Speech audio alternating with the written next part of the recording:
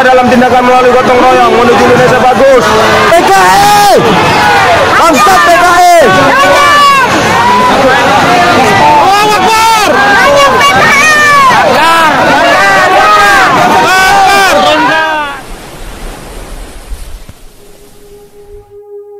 Indonesia, tanah airku, tanah tumpah darahku. Di sanalah aku berdiri, jadi pandu ibuku. Indonesia, kebangsaanku, bangsa dan tanah airku. Marilah kita bersatu, Indonesia bersatu. La ilaha illallah Muhammadur Rasulullah sallallahu alaihi wasallam.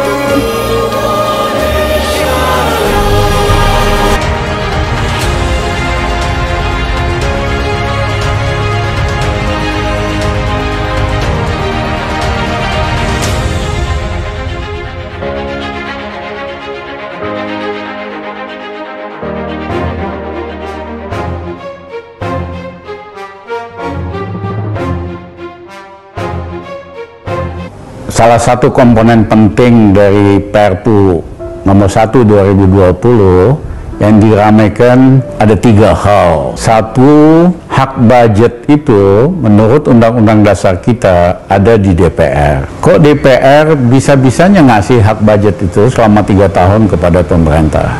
Yang kedua adalah ada pasal di situ, setiap kebijakan walaupun merugikan negara, pejabat keuangan tidak dapat dituntut secara hukum.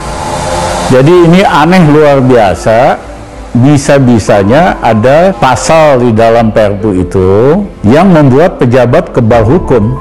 Yang ketiga adalah mau cetak uang sekian ratus triliun. Dan Indonesia itu ternyata berada pada urutan keempat terburuk, kesenjangan sosialnya paling ekstrim, jurang antara kaya miskin. Ada 4 orang Indonesia, tentu namanya sudah tahu gitu. Itu ternyata kekayaannya setara atau hampir sama dengan hampir setengah penduduk Indonesia. Jadi harus pakai paspor ya. Jadi kalau kita ke Pantai Indah Kapuk itu seperti turis di negeri sendiri. Menurut pendapat saya, rupiah ini akan proses terus sampai tidak ada batasnya, kecuali kalau ada pimpinan nasional yang sangat kuat mengerti persoalan dan berani membalikkan. Kita harus bisa di bawahnya itu 300.000 misalnya. Kalau mereka memberi harga tanah 1 juta, ya kita harus bisa memberikan harga 500.000. Kalau mereka ngurus izin di sana 1 bulan, ya kita bisa seminggu.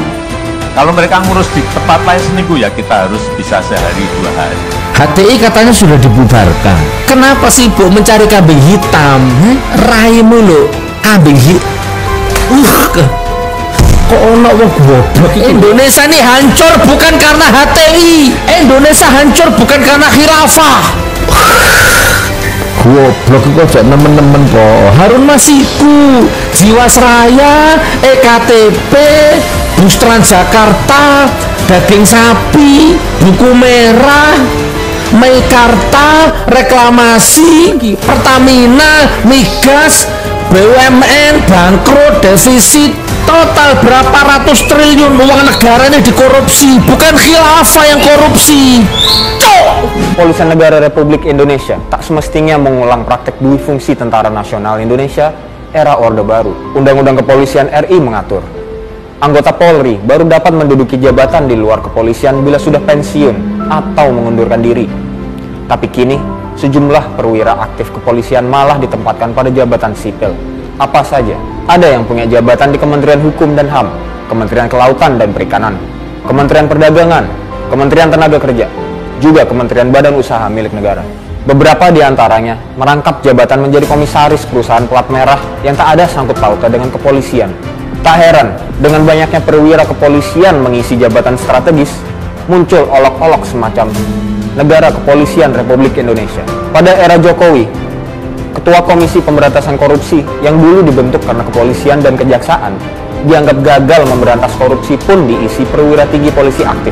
Pemerintah seharusnya menuntaskan reformasi kepolisian, bukan membuyarkannya dengan mengirim polisi masuk ke jabatan-jabatan sipil. Masuknya mereka ke berbagai lembaga mengindikasikan pemerintah cenderung menggunakan polisi sebagai instrumen kekuasaan. Kita tahu Pak Novel aja udah nggak peduli, matanya buta karena udah bertahun-tahun. Jadi yang bahaya hari ini, tuntutan jaksa itu adalah air keras baru buat mata publik, buat mata keadilan. Nah itu yang kita mau halangi, supaya jangan mata publik jadi buta karena tuntutan jaksa yang irasional itu. Jadi itu sebetulnya. Saya nggak tahu apakah akan terjadi seperti apa ke depannya, tapi saya melihat bahwa akan menyulitkan beliau.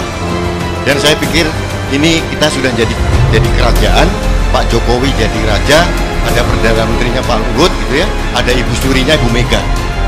Itu yang terjadi sekarang. Dan kita harus mengkonter sebagai pendukung Jokowi. Forum Mujahid Tasikmalaya sudah menyampaikan laporan kepada Polres Kota Tasikmalaya tentang dugaan penghinaan yang dilakukan oleh saudara Denny Siregar, yang sudah tadi disampaikan sudah beberapa kali lolos, walaupun sudah dilaporkan 8 kali ke Mabes Polri. Ini Saya nggak main-main. jadi Anda itu rapat harus lengkap bahannya. Enak betul Anda di sini. Siapa yang naruh Anda kayak gini? Percuma negara naruh kayak gini, ngerti? Saya diundang, saya datang. Kurang ajar Anda. Tahu Anda jabatan Anda itu mempertaruhkan negara ini. Kau pikir saudara kau nih semua? Ini punya negara, bukan punya pribadi. Saya bicara di sini pun atas nama negara. Kurang ajar. Kok dia memang kaitannya di mau rapat nih bahannya harus lengkap. Anda jelasin sejelas-jelasnya karena fungsi pengawasan di sini dan anggaran. Kamu pikir negara ini utang? Siapa yang mau bayar? Kamu? Pasti dong.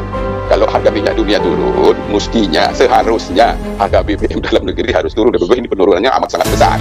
Ya, makanya kepentingan kita semua agar urban spending bisa meningkat. Untuk meningkat kan mustahil penerimaan pajaknya pasti turun. Cara yang paling gampang adalah karena minyak dikendalikan oleh pemerintah sesuai dengan kemauan konstitusi. Pemerintah sekarang berkewajiban melihat ini secara lebih makro.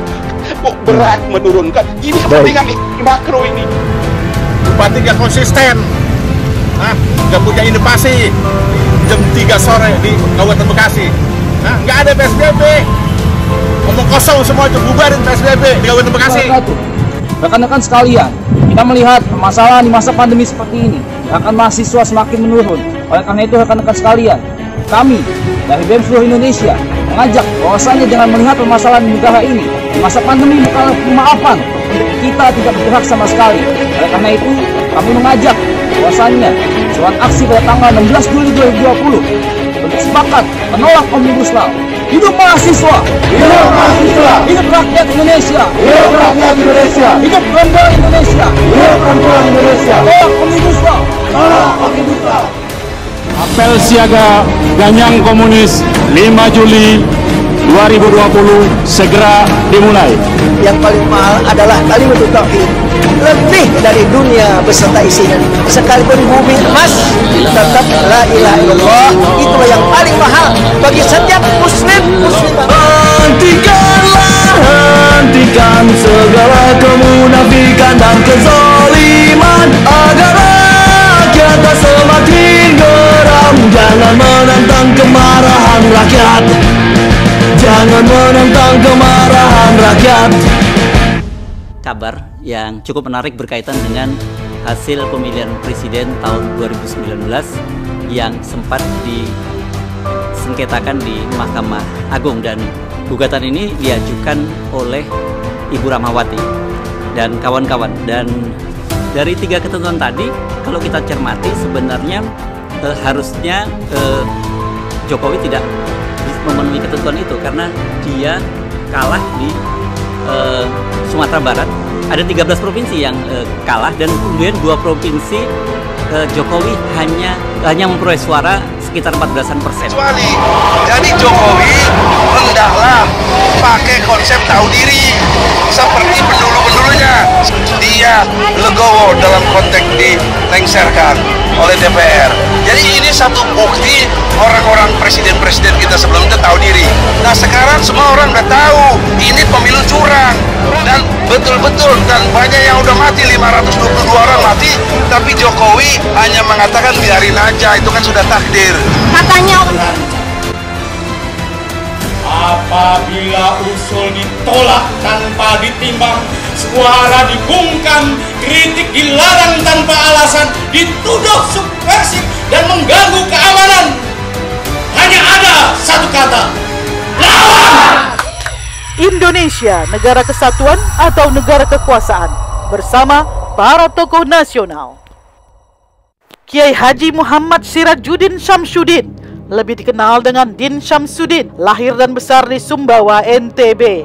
Intelektual dan ilmu agama yang dimilikinya tidak saja mengantarnya tampil di pentas nasional dan internasional, tapi juga malang melintang di dua organisasi Islam terbesar di Nusantara, Muhammadiyah dan Nahdlatul Ulama. Mantan ketua MUI dan ketua Muhammadiyah ini dikenal sebagai tokoh yang sangat pluralis dan toleran terhadap agama lain, namun sangat kritis terhadap kebijakan-kebijakan pemerintah. Haikal Hasan, lahir dan besar di Jakarta. Sosok ustadz yang lebih akrab dipanggil Babe Haikal ini dikenal humoris dan selalu tampil dengan topi khas serta kacamata hitamnya. Babe Haikal kerap mengkritisi kinerja dan kebijakan-kebijakan pemerintah sehingga dipandang berseberangan dengan penguasa. Fadli Zon, anak asli Minangkabau tapi lahir di Jakarta dan menghabiskan masa kecilnya di Bogor. Penerima penghargaan mahasiswa berprestasi UI ini membuktikan keilmuannya pasca kuliah sebagai aktivis dan intelektual. Terjun dalam dunia politik melalui Partai Gerindra, Fadli sempat menjadi wakil ketua DPR RI dan beberapa kali sekaligus merangkap sebagai pelaksana tugas ketua DPR RI. Selalu kritis terhadap pemerintah sekalipun partainya Gerindra telah ikut bergabung dengan penguasa. Mardani Alisera, anak Betawi kelahiran Jakarta ini memulai karir politiknya dengan PKS sejak masih kuliah di Malaysia sambil menyelesaikan pendidikan S2-nya. Meniti dari bawah, saat ini Mardani menjadi salah satu ketua DPP PKS, selalu vokal mengkritisi kebijakan pemerintah. Mardani dikenal sebagai politisi yang disenangi dan disegani oleh kawan maupun lawan politiknya. Rocky Gerung, lahir di Manado. Anak asli Kawanua ini dikenal sebagai seorang filsuf, akademisi, intelektual publik, dan salah satu pengamat politik handal Indonesia. Kritikan dan komentar Rocky kepada penguasa tidak pernah sepi, selalu tajam dan kontroversi. Acara yang diadakan secara online melalui Zoom webinar ini dimoderasi oleh wartawan senior Hersu Beno Arif pada hari Sabtu 18 Juli 2020 pukul 10 Eastern Time waktu New York dan sekitarnya atau pukul 21.00 waktu Indonesia Barat. Forum Tanah Air adalah komunitas gagasan yang berupaya menyumbang pikiran semata-mata karena kecintaan kepada tanah air demi cita-cita kemerdekaan Indonesia. Kita ingin memahami tanah air secara apa adanya dan berupaya memajukan negeri ini dengan segala daya. Forum Tanah Air mengucapkan terima kasih dan jangan lupa untuk subscribe, like, dan komen video-video kami.